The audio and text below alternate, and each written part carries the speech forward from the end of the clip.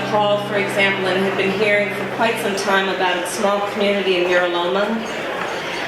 Had been hearing about this community of predominantly Latino monolingual families who had been living in this small community since the 1930s, 40s, and had been living in an environment where around them there were diesel trucks that were coming through this neighborhood at rates that you can imagine, but creating such a toxic, literally toxic environment for those families that studies proved that the children growing up in that community have the lowest lung development rate of any children in Southern California. And so I decided one day, I was actually hanging out in Riverside for some other events, and I decided to pay a visit down to Maryland. And I walked into that community in this great state of California, and literally after minutes, my eyes started to burn. Have you ever been in a situation where you can taste the pollution in your mouth? That's what that was.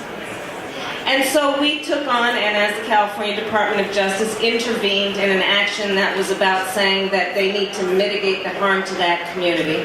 And we did the work of bringing the weight of this office on an issue that was impacting, arguably, voiceless people.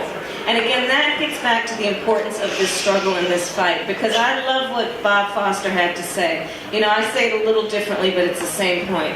I care about the environment, not because I have any strong desire to hug a tree, but because I do have the desire to hug a healthy baby.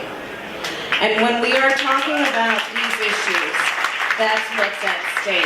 And so I want to thank everyone here for your leadership, for your activism, and for all we are doing. We've got many struggles as we go forward. You know, we are often presented with a false choice that says if you're pro-environment, you're anti-business. And in this economy, we all know that one of the things we need to do is support and develop jobs and job creation. But what we all know is that we cannot accept false choices.